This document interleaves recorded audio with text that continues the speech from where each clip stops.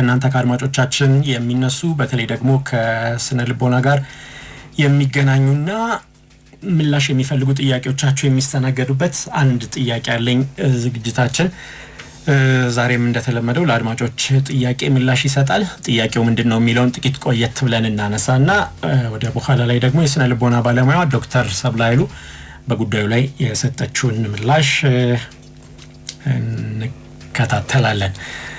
እሱ አንደኛው ነው። ከዛ ሌላ ትግስትን በተመለከተ አንድ ሌላ የስነ ልቦና ባለሙያ ሳራ ስቲንከር የምትባል ለስኬት በጣም አስፈላጊ ከሚባሉ ጉዳዮች መካከል አንደኛው ትግስት እንደሆነ ይነገራል። ነገር ግን ደግሞ አንዳንዴ ትግስትን ከመዘግየት ጋርስ ደግሞ ሊምታታብን አይችልም ወይ ተብሎ አንዳንዴ እንዲያለ ሐሳብ ይነሳልና ሁለቱን እንዴት መለየት እንችላለን በሚለው ዙሪያ እቺ የስነ ልቦና ባለሙያ የምታነሳው ነገር ይኖራል። እሱንም ለመመልከት ሞክረናል። የት ጋር ነው ድንበሩ የሚለው እናያለን። ነገራችን ላይ ይሄኛው ዘመን በጣም ለትግስት ፈተና የሆነበት ጊዜ ይመስለኛል። አዎ አሁን የጥድፊያ ወክቢያም ነው አይደለ? ደና ክብር የሚሰጠው ወይም ደግሞ ሰዎች የሚከፈላቸው በጥድፊያ ውስጥ ሲሰሩ ነው እና ስለመናገርና መፍጠን ከብዙ ነገር ጋር እንደ አስፈላጊ ነገር ነው የሚሰበከው።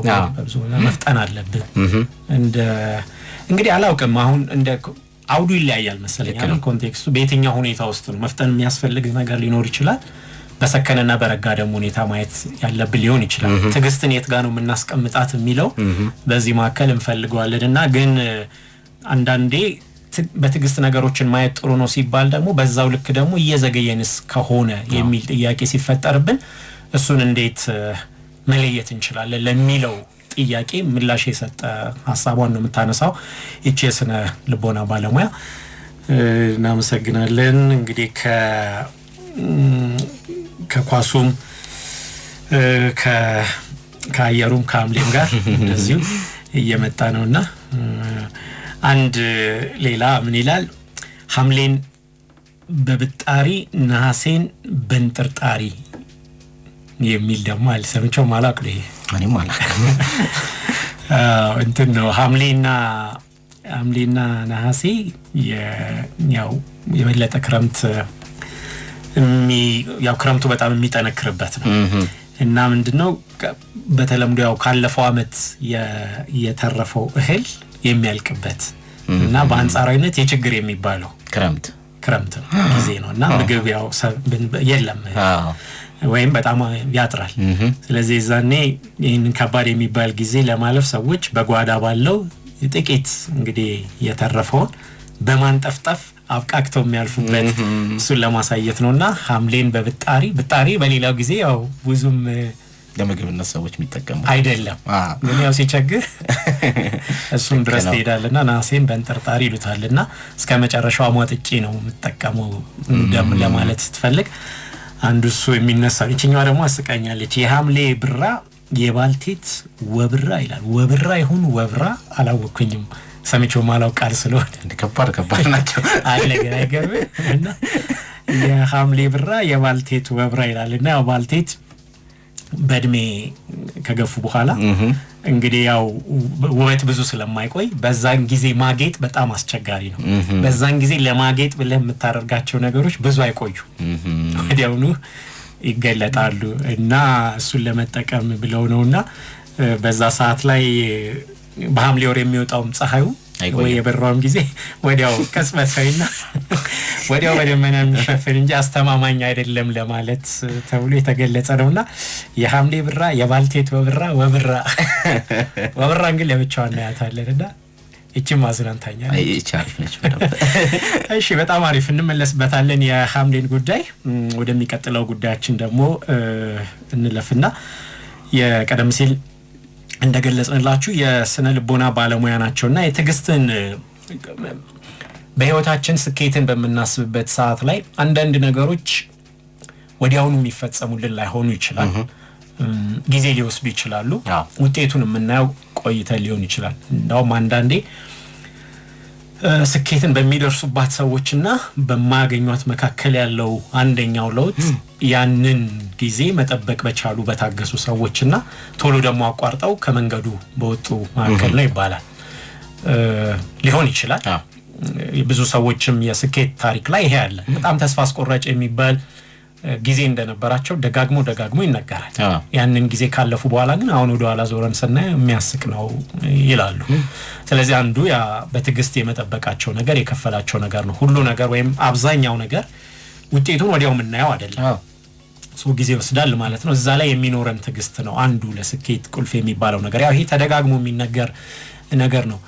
አንዱ ግን እዚህ ላይ የሚነሳው ጥያቄ ያ ትዕግስት የምንለው ነገር ከመዘግየት ጋርስ ደግሞ አብሮ መሄድ አይደለም ወይስ ያ ጥያቄ ሲነሳስ እሱን እንዴት ነው ምን መልሰው የሚለው ነውና እሱ ሊምታታ ወይም ሊያምታታ የሚችል ጉዳይ ነው።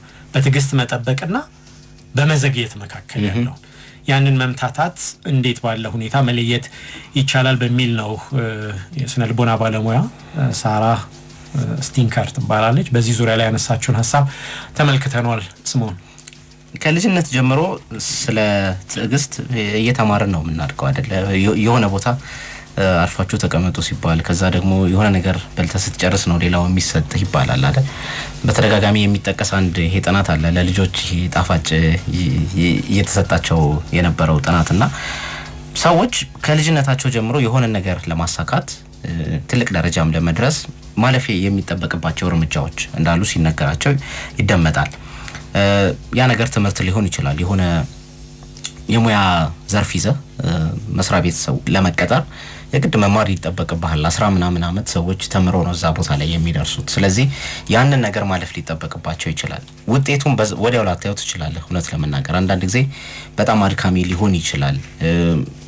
ይሄ መጨረሻውን ብርሃንም ሰዎች ላያዩት ይችላሉ። ነገር ግን በዛ ውስጥ መፈተን እንዳለባቸው በዛ ውስጥ ትምህርት መማር እንዳለባቸው ሲነገር ይደመጣልና ነገር ግን ብዙዎቻችን ይቸግረናል። እሱ ማለት ነገሮች ወዲያው እንዲፈጠሩ እንፈልጋለን። ወዲያው ወደ ድርጊት እንድንገባ እንፈልጋለን።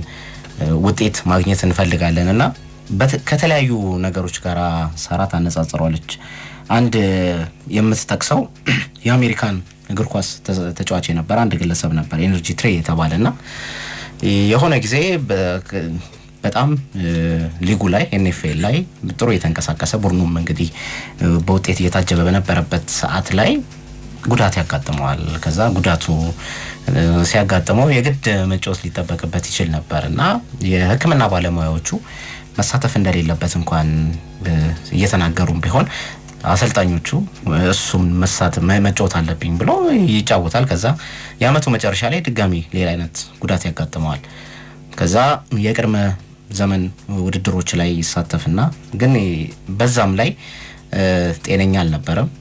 ውድድሩ ሲጀመር ወዲያውኑ እንዲሳተፉ ያደርጉታል። ከዛ በኋላ የግለሰብ በከፍተኛ ሁኔታ ትልቅ ጉዳት ነው የደረሰበት። ሊያገግም የማይችልበት ጉዳት እንዳጋጠመው ተናገራለች። ይሄ ችግሩ ከአሰልጣኞቹ ብቻ አልነበረም።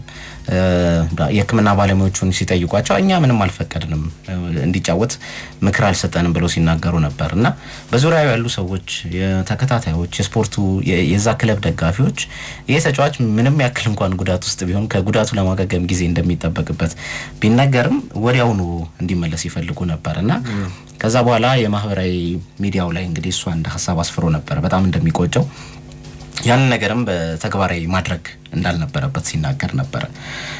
ሌላው አንድ የምትጠቅሰው የአይፎን እና የሳምሰንግን ፉክክር በነበረበት ሰዓት በ2015 በ2010ዎቹ አጋማሽ ላይ ሳምሰንግ ኖት 7 የተባለውን ቨርዥን ሲያወጣ በጣም መነጋገሪያ ሆኖ ነበር። ማለት ሰዎች ይቃጠል ነበር ይፈነዳ ነበርና አንዳንድ ቪዲዮዎች እየተቀረጹ ነበር። ጉዳትም ሲያደርስ ነበር። አየር መንገድ ላይ ሳይቀር ያ ነገር ሲፈጠር ነበርና ያ አንድ የሆነበት ምክንያት ፉክክሩ ነው ወደዚህ እንዲገቡ ያደረጋቸው የሳምሰንግ ባለስልጣናትን የዲዛይን ሰዎችን።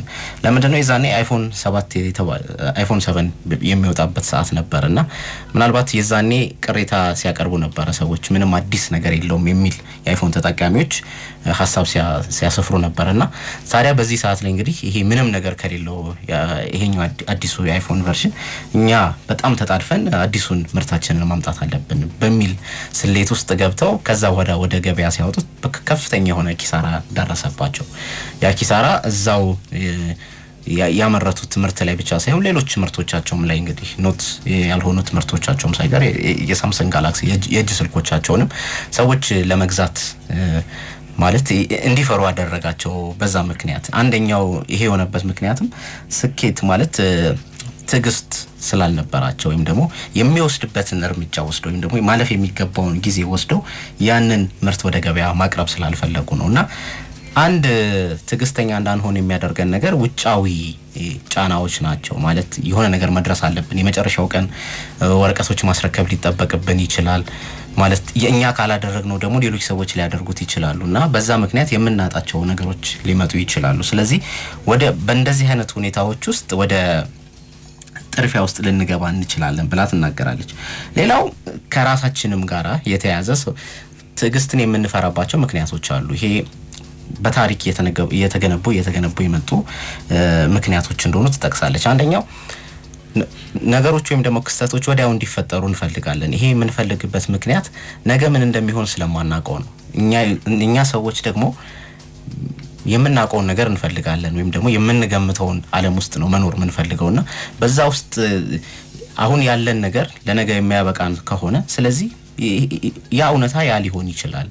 ስለዚህ የምናውቀው ዓለም ውስጥ መኖር ስለምንፈልግ በተደጋጋሚ ጉዳት ውስጥ ወይም ደግሞ በተደጋጋሚ ይሄ ማለፍ የሚገባን መከራዎች በሚኖሩበት ሰዓት እዛ ሰዓት ላይ መሄድ አንፈልግም ብላ ትናገራለች። እና በተለያየ አጋጣሚዎች ግን ይሄ ትዕግስት የምንለው ነገር ጉዳት ሲያመጣ ተመልክተን እናውቃለን። አንድ ማርቲን ሉተር ኪንግ የተናገረው ንግግር ነበረ። በዚህ በዘረኝነት እንቅስቃሴ ውስጥ እንግዲህ በነበረበት ሰዓት ላይ ለውጥ ሰዎች ይፈልጋሉ። በዛ ሰዓት ላይ እንደ መድሎ መቆም አለበት ብለው ሲናገሩ ነበር እሱምና ሌሎች እነዚህ አክቲቪስት የምንላቸውም ሰዎች። ግን በዛ ሰዓት አንድ ሲነገራቸው የነበረው ነገር በቃ ታገሱ፣ ጊዜ ሊፈጅ ይችላል ብሎ ነበር ሲነግሯቸው የነበረው። አንዳንድ ሁኔታዎች ጊዜ መፍጀት ላይ ይጠበቅባቸው ይችላል። ወዲያ ወደ ተግባር መግባት አለብንና ይሄ ለስንፍናም ልንለው እንችላለን። አንዳንድ ጊዜም ደግሞ ይሄ ለማጥቃትም ሊመች ይችላል። ጉዳት የሚያደርስ የፍቅር ግንኙነት ውስጥ ወይም ደግሞ የትዳር ውስጥ የሚኖሩ ሰዎች በተለይ ሴት እህቶቻችን ታገሹ፣ ጊዜ ሊፈጅ የሆነ ሰዓት ላይ ሊስተካከል ይችላል፣ እድሜው ሲሄድ ሊሰክን ይችላል ተብሎ ምክር ሊሰጥ ይችላል። ግን በዛ ሰዓት ላይ እነዛ ሰዎች የሚያልፉበት መከራ ሊኖር ይችላል፣ የሚያልፉበት ችግር ሊኖር ይችላል እና እንደ አውዱ መመልከት ሊጠበቅብን ይችላል። ይሄ ትዕግስትን የምንለው ከዳተኝነት ጋር እንዴት አያያዝም የሚለው። ሌላ ጊዜ ደግሞ ትዕግስት እስከ መች ደረጃስ ነው መሄድ የሚጠበቅብን? አንዳንድ ጊዜ ማቆም ሊኖርብን ይችላል። በምንኖርበት ዓለም ውስጥ ሁሉም ነገር በእኛ ውሳኔ ውስጥ አይደለም የሚመራው። ተጨማሪ ጉዳዮችን የሚወስኑልን ሰዎች ሊኖሩ ይችላሉ። ስርዓት ሊሆን ይችላል፣ ጊዜም ሊቀይረው ይችላልና በእንደዚህ አይነት ጊዜ እስከ መጨረሻው ድረስ በቃ በትዕግስት ያለኝን ነገር ይዤ ነው መቀጠል የሚችለው ብለን ባሰብን ቁጥር ከጊዜው ጋር ላይሄድ ይችላል። ከፍተኛ ኪሳራ ውስጥም ሰዎች ሊገቡ ይችላሉ። እና በየትኛው መንገድ ነው መስመሩን ማስመር የምንችለው ብላ ሳራ ስትጠይቅ አንድ የምትነግረው ነገር ሰዎች መስራት የሚችሉትና መስራት የማይችሉትን ነገሮች ቀድመው ማወቅ መቻል አለባቸው። መስራት የማንችላቸውን ነገሮች ላይ ትዕግስት ኖሮን መቀጠል ማለት ጊዜያችንን ማባከን መቻል ነው ማለት ያ ነገር ሊፈጠር ይችላል የሚለውን ነገር ቀድመን ማወቅ መቻል አለብን ትላለች። ግን ሊቸግር ይችላል ይሄ ነገር ማለት ትዕግስትን እንዴት ሰዎች የተለማመዱት ሊመጡ ይችላሉ የሚለው ነገር ቀላል መልስ አይሰጠውም። ምንድነው እሷ የምትለው ትዕግስተኛ ለመሆን የግድ የሚያስፈልገው ትዕግስት ነው የሚለውን መልስ ነው የምትሰጠውና ግን ከዛ ሌላ አላማችንን እኛ ጋር ማስቀመጥ ብቻ ሳይሆን ከሌሎች ጉዳዮች ጋር ብናስቀምጠው ለምሳሌ ከኛም የተሻለ ስራ ነው የምሰራው ማለት የምሰራው ስራ ከኔ የሚተርፍ ነው የሚለውን ነገር የሚያስቡ ሰዎች ለረጅም ዓመታት ማለት መከራም ቢደርስባቸው ያን ነገር እንደማይሳካም ቢያውቁ በዛ መንገድ ውስጥ ሊጓዙ ይችላሉ ብላ ትናገራለችና አንድ በጾም ጊዜ የተሰራ በረመዳን ጊዜ የተሰራ ጥናት ታነሳለች። እዚህ ላይ ምን ያክል እንግዲህ ከፈጣሪ ጋር ያላቸው ግንኙነት ሰዎች በትዕግስት ረጅም ጊዜ እንዲጓዙ እንደሚያደርጋቸው ከነሱ በላይ ላለ አካል ጋር ያለ ግንኙነት ምንም መከራ ቢገጥማቸው ያንን ችግር እንዲያልፉ ያደርጋቸዋልና በዛ ጊዜ በረመዳን ጊዜ ወጣት ወንዶች ላይ ነው የተሰራው ጥናቱ። ማለት ጾም ነው የሆነ ነገር መብላት ቢጠበቅባቸው መብላት እንደማይችሉ ያውቁታል። ስለዚህ ለተወሰነ ሰዓት ላይ ይሄ ውስጥ ፍላጎታቸውን በለው የሚለውን ስሜት እንዲገቱት ይደረጋሉ እና በዛ ሰዓት ላይ የተሰራ ጥናት ነው። በጾም ወቅት ተሰራ አንደኛው ጥናት ምን ያክል እነዚህ ሰዎች ትዕግስተኛ ነበሩ የሚለው ከጾሙ በፊትና በጾሙ ጊዜ ነው የሰሩት ያንን ጥናት። በጾሙ ጊዜ በጣም በተሻለ ሁኔታ ትዕግስተኛ እንደሆኑ ተናገሩ። ማለት ለነገሮች የሚሰጡት ጥርፊያ ባልተሞላ ሁኔታ ውስጥ ውሳኔዎችን አለመወሰንና ሌሎች ጉዳዮችን መጠየቅ ተሰጥቷቸው ነው እነዛ ሰዎች የሞሉት። በጣም የተሻለ ነበር። በዛ ሰዓት ላይ ለረጅም ጊዜ የሆነ ነገር ይዘው መቆየት እንደሚችሉ ተናገሩ። ከዛ ከአንድ ወር በኋላም እንግዲህ ያንን ጥናት ሲሰሩት እነዚህ ሰዎች እንደ ጾሙ አልነበረም፣ ግን በዛ ሰዓትም ከመጀመሪያው ጾሙ ከመጀመሩ በፊት ካለው ወር አንፃር በተሻለ ሁኔታ ተሻሽሏል እነዚህ ሰዎችና አንድ ዓላማችንን ከኛ ጋራ ብቻ ሳይሆን ከኛም የተሻለ አካል ጋራ ማስተሳሰር ይሄ ከእምነት ጋር ብቻ ላያያዝ ይችላል። እንግዲህ ለማህበረሰብም መስራት ሊሆን ይችላል፣ ለቤተሰብም አንዳንድ ሰዎች በቃ ይሄንን ነገር ማድረገው ለቤተሰቤ ነው ብለው ሲያስቡ የሆነ መጥፎ ነገር መሰናክልን ቢገጥማቸው ያንን ነገር ማለፍ ይችላሉ። ሁሉንም ግን ከራሳችን ጋር ካነጻጸር ካያያዝ ነው ግን አይ በቃ ምን ሊቀርም ይችላል የሚለው ስሜት ውስጥ ሊገቡ ይችላሉ ሰዎች፣ ስንፍና ውስጥ ሊገቡ ይችላሉ ብላ ትናገራለችና አንድ ትዕግስትን የምንማርበት አንደኛው መንገድ ነገሮችን ሁኔታዎችን የምንሰራውን ስራ ከራሳችን አግዝፈን መመልከት መቻል አለብን። ከኛ ውጪ ሁሉም ነገር ማወቅ አለብን። በዋነኝነት ግን ቀላል መልስ የለውም። ስለዚህ የምንኖርበት ሌላ ተጨማሪ ምክንያት ሲኖረን የበለጠ ትዕግስተኛ እንድንኖር ሊያደርገን ይችላል ማለት ነው። ቀላል መልስ የለውም። እንዴት ትዕግስትን መለማመድ እንችላለን ለሚለው ዋነኛው ነገር ትዕግስትን የምንለማመደው ትዕግስተኛ ስንሆን ነው። አንዳንድ ሰዎች ከመኪና ጋር በተገናኘ ልጅ ከወለድኩኝ በኋላ በተለየ መንገድ እንደ በፊቱ አልሆንም ይላል።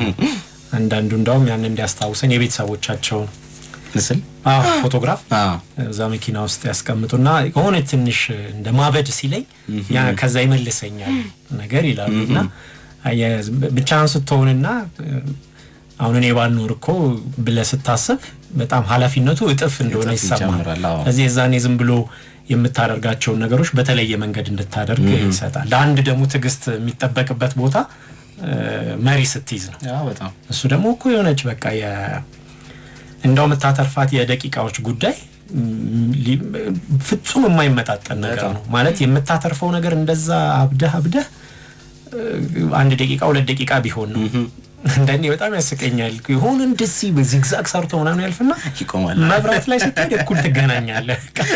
ምንድነው ምናምን ትላለህ። ከዛ ግን በዛ መሀል ግን የሆነ ነገር ቢፈጠር ይዞ የሚመጣው ነገር በጣም ጉዳቱ ከፍ ያለ ነው እና በምታገኘው ጥቅምና ቢፈጠር የሚመጣው ጉዳት ፍጹም የማይወዳደር ነገር ነው።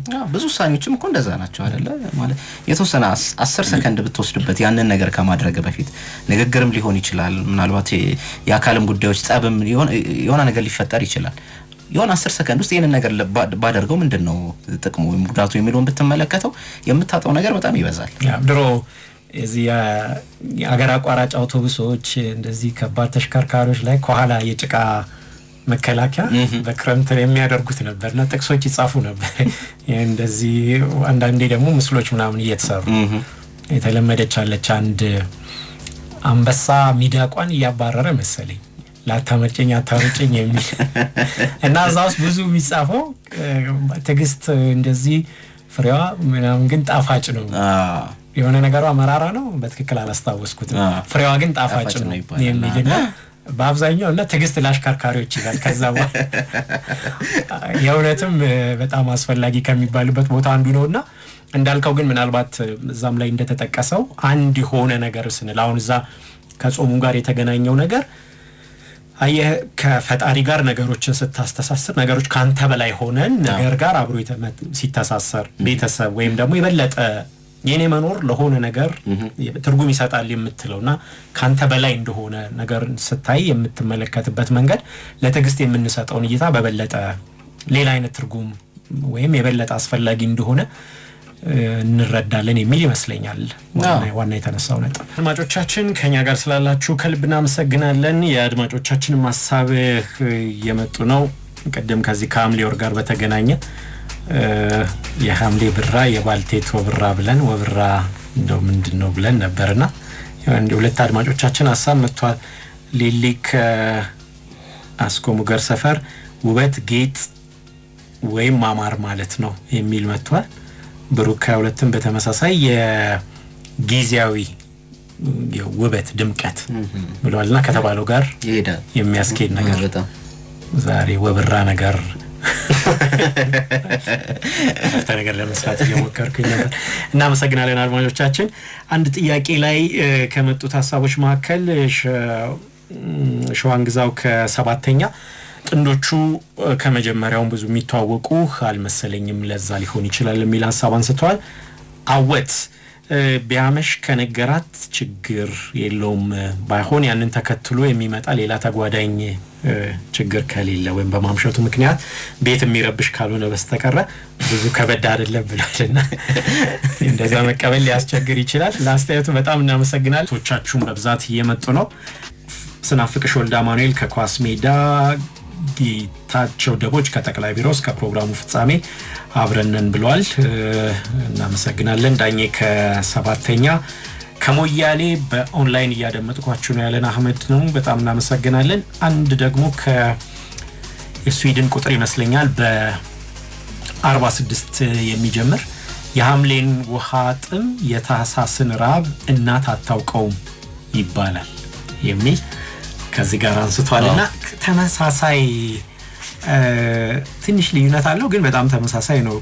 የሐምሌን ውሃ ጥም የህዳርን ራብ የሚያውቅ ያውቋል የሚል እኛም ያዝነው ውስጥ አለና ማለት ይሄ ሐምሌ በጣም ዝናብ የሚበዛበት ውሃ ፍጹም ሊጠማ የማይገባበት የሚባል ጊዜ ላይ ነውና እንደዚሁም በተመሳሳይ ደግሞ የህዳርም የበለጠ ምግብ ጥጋብ የሚኖርበት የሚሰበሰብበት ጊዜ በዛ ጊዜ ሰው ከተቸገረ የበለጠ በቃ የተቸገረ ባለበት ሰዓት የሌለው ውሃ ባለበት ሰዓት ውሃ ስታጣ እህል ባለበት ሰዓት ምግብ ስታጣ ከዚህ በላይ ችግር ነው። ከዚህ በላይ የችግሩን ከባድነት እንደዚህ እስኪሆን ድረስ የደረሰ ያንን የሚገባ ያውቃል ይላል። እንግዲህ አድማጫችንም ደግሞ እናት አታውቀውም ይባላል ይላልና ከዛ ጋር የተገናኘ ነው። በጣም እናመሰግናለን። አፈወርቅ ከዊንጌት እንደዚሁም ደግሞ ቢኒያም መካኒሳ አካባቢ እሱም ቅድም ተጠቅሷል። እዛ አካባቢ ጎርፍ ከባድ ሆኗል የሚል ሐሳብ መጥቷል። ቅድም ወደ አለርት አካባቢ ነበር ተሽከርካሪዎች ለመንቀሳቀስ ተቸግረዋል የሚል መልእክት የመጣልን። አቶ ዘንጉ ፈረጃ ከሪ በከንቱ ሐሰን ከጉራጌ ዞን እንዳል ከኮሪያ ሰፈር ዌስ 5 ከሚዬ ኮልፌ ሉል መንበሩ ከካባዶ አቶ ጥላውን ቢሻው ከጦር ኃይሎች ሰለሞን ከፒያሳ ካሱ ከአዲሱ ሚካኤል ዘላለም ከ22 ካሳንቺስ ደግሰው ከጉመር አዳን ወርቆ ከኳስ ሜዳ ገነት ከአዲስ አበባ በገዳሙ ከሐረር አዝማቹ ኮለጋ ሰፈር በጣም አሪፍ ሐሳቦች መጥተዋል። ከልብ እናመሰግናለን። የኳሱን በተመለከተ ያው የትናንትናው ላይ ያለው አንደኛው የተፈጠረው ውዝግብ እንግዲህ ከዚህ ከዳኝነት ሌላ የመነጋገሪያ ጉዳይ ሆኗል። ያው እንግዲህ ሰዎች የተለያየ ሐሳብ አላቸው። የግብጽ እግር ኳስ ፌዴሬሽን ግን ያው በዚህ የነበራቸውን ቅሬታ በይፋ ዛሬ ለፊፋ አቤቱታ አስገብተዋል። ዳኞቹም ዋናው ዳኛ ፈረንሳዩ ዳኛ ፍራንሷ ሌቴክሲየር እና የቪአሩን ዳኛ ለፍትሃዊ ያልሆነ ውሳኔ ያሳልፈዋል ይላል። ግብጽ እንግዲህ 1-0 እየመራች ያስቆጠረችው ሁለተኛ ጎል በቪአር መሻሩ እንዲሁም ደግሞ መሐመድ ሳላ ፔናልቲ ክልል ውስጥ የተሰራበት ጥፋት ደግሞ አርጀንቲና የማሸነፊያን ጎል ከማስቆጠሯ በፊት ለኛ ሊሰጥ የሚገባው ውሳኔ ነበር በማለትና ይሄ ምርመራ እንዲደረግና አርቢትሮቹም እንዲሰናበቱ የሚል ጥያቄ በይፋ ለፊፋ አቅርቧል።